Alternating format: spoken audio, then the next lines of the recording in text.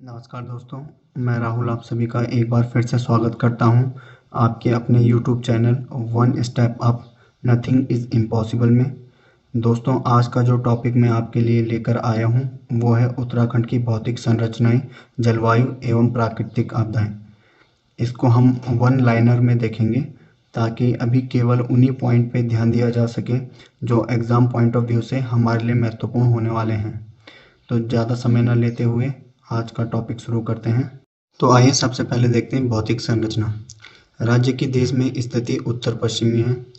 अक्षांशीय स्थिति उत्तरी अक्षांश में 28 डिग्री 43 सेकंड से 31 डिग्री 27 सेकंड तक है, जिसका कुल विस्तार 2 डिग्री 44 सेकंड होता है।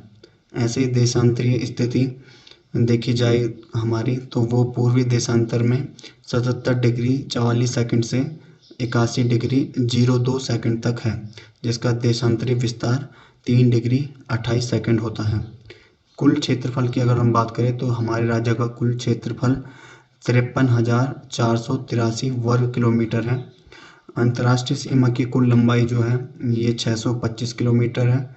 चीन से लगी सीमा व तिब्बत से लगी सीमा देखेंगे तो 350 व 300 किलोमीटर, यानी कि कुल जो हमारी सीमा चीन के बॉर्डर को टच करती है वो है 350 किलोमीटर। अगर उसी में हम देखें कि खाली तिब्बत को कितनी छूती है तो वो है 300 किलोमीटर। नेपाल से लगी सीमा 275 किलोमीटर। राज्य का आकार देखा जाए तो ये आयताकार है। जब आप मैप देखेंगे तो मैप में आपको ये चीज़ देखने को मिल जाएगी कि एक आयत सा हमारा राज्य का नक्शा बनाता है। राज्य की लंबाई व चौड़ाई 358 किलोमीटर लंबाई है व 320 किलोमीटर इसकी चौड़ाई है। देश के संदर्भ में राज्य का क्षेत्रफल प्रतिशत, तो जो हमारे क्षेत्रफल है राज्य का वो हमारे देश के कुल क्षेत्रफल का 1.69% होता है। हमारे राज्य का सबसे बड़ा जिला व सबसे छोटा जिला देखेंगे तो उसमें चमोली हमारा सबसे बड़ा जिला है, जिसका कुल क्षेत्रफल 8030 वर्ग किलोमीटर है।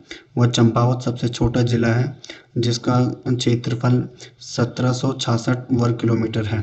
क्षेत्रफल की दृष्टि से 19वां राज्य है हमारा तेलंगाना बनने के बाद, तथा जम्मू कश्मीर के राज्य का दर्जा खत्म होने के बाद यह 18वां स्थान रखता है। तो आपको ये चीज़ भी एग्जाम में ध्यान रखनी है। तो दोस्तों, राज्य की प्राकृतिक सीमाओं के संदर्भ में हम थोड़ा जानकारी ले लेते हैं। उत्तर में बृहत हिमालय हमारी राज्य की सीमा बनाता है। पश्चिम में टॉन्स नदी, दक्षिण पश्चिम में शिवालिक श्रेणी, दक्षिण मध्य व दक्षिण पूर्व में तराई क्षेत्र तथा पूर्व में काली नदी प्राकृतिक सीमाएं बनाती हैं। राजनीतिक सीमाएं भी देख लेते हैं। राजनीतिक सीमाओं के अनुसार पूर्व में नेपाल, उत्तर में चीन तिब्बत और पश्चिम में हिमाचल प्रदेश, दक्षिण में उत्तर प्रदेश। ये हमारे राज्य की राजनीतिक सीमाएं हो गई हैं और प्राकृतिक सीमाएं आपको ऊपर बताए गए हैं। तो राज्य की पूर्वी और उत्तरी सीमाएं जो हैं ये अंतर्राष्ट्रीय सीमाएं। क्वेश्चन बन सकता है कि हमारे देश की कौन सी सीमाएं अंतर्राष्ट्रीय हैं, तो आपका जवाब होना चाहिए पूर्वी और उत्तरी। पूर्व में आप देखेंगे नेपाल है, उत्तर में हमारे यहाँ पे चीन जो है बृहत हिमालय से लगकर ट्रांस हिमालय के थ्रू आगे बढ़ते हैं। अगर हम जिलों की बात करें कौन सा जिला किस देश की सीमा को छूता है, तो राज्य के 3 ऐसे ज़िले हैं जो कि नेपाल सीमा से बॉर्डर अपनी साझा करते हैं, जिसमें पिथौरागढ़, चंपावत, उधम सिंह नगर हैं। वो 3 ऐसे ज़िले हैं जो चीन से सीमा साझा करते हैं, जिनमें पिथौरागढ़, चमोली, उत्तरकाशी आते हैं।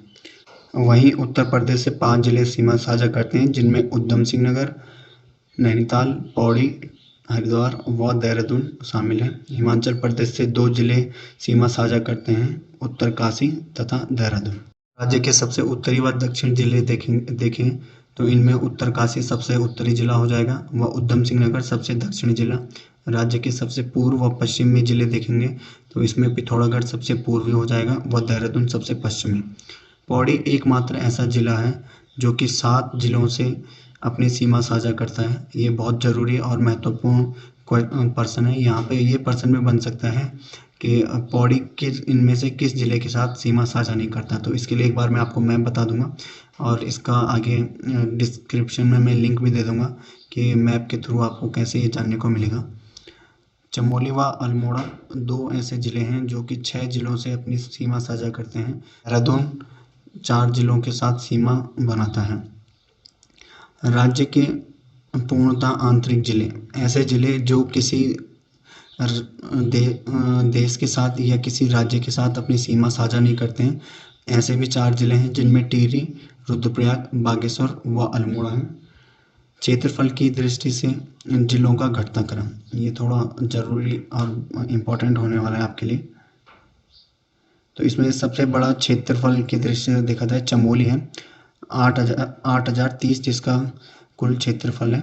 और ऐसे ही उत्तरकाशी दूसरे नंबर पर 8,016 वर्ग किलोमीटर, पिथौरागढ़ 7,090 वर्ग किलोमीटर, पौड़ी गढ़वाल 5329 वर्ग किलोमीटर, नैनीताल 4251 वर्ग किलोमीटर, टिहरी 3642 वर्ग किलोमीटर, अल्मोड़ा 3139 वर्ग किलोमीटर, उधम सिंह नगर, यहाँ पे मैंने आपको एक ये साइन दिया हुआ है, तो देहरादून उधम सिंह नगर से पहले आता है। तो देहरादून का जो कुल क्षेत्रफल है ये है 3,088। उधम सिंह नगर का जो क्षेत्रफल है ये है 2542। हरिद्वार का 2360, बागेश्वर का 2246, रुद्रप्रयाग का 1984 व चंपावत का 1766 वर्ग किलोमीटर। तो ये घटते क्रम में इनके याद करने के लिए आपको जो ऊपर के 4 दिख रहे हैं ये तो आपको एज इट इज़ याद हो जाने चाहिए, क्योंकि ये बहुत ज़्यादा इम्पोर्टेंट हैं। चमोली काफ़ी बार विवादों में रहा है कि इसका क्षेत्रफल एक्चुअली में है कितना। तो इसके लिए मैंने यहाँ पे एक आपके लिए जो चमोली की डिस्ट्रिक्ट की ऑफिशियल वेबसाइट है उससे उसका स्क्रीनशॉट लिया है, जिसमें आपको बताया गया है चमोली का कुल क्षेत्रफल 8,030 वर्ग किलोमीटर है। तो दोस्तों एक मैंने छोटी सी ट्रिक आपके लिए लाया हूँ यहाँ पे, जिस ट्रिक के माध्यम से हम इसको और आसानी से याद कर सकते हैं। के माध्यम से हम सभी ज़िलों का क्षेत्रफल तो याद नहीं रख सकते, लेकिन इनका क्रम ज़रूर याद रख सकते हैं। ऊपर के 4 आपको याद रखने पड़ेंगे, बाकियों को मैं आपको बता देता हूँ।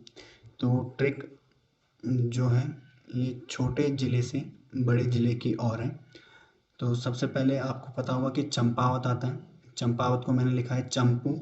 उसके बाद रुद्रप्रयाग आता है जिससे लिखा है रुद्राक्ष, बागेश्वर बाघ, और यहाँ पे हरिद्वार द्वार, और उधम सिंह नगर नगर, और दून। तो इनको हम ऐसे रिलेट कर सकते हैं। चंपू आपको पता होगा हिंदी काव्य में इसका प्रयोग किया जाता है, जो गद्य और पद्य दोनों को मिला करके जो रचना की जाती है उन्हें चंपू कहते हैं। तो चंपू एक छोटी इकाई होती है।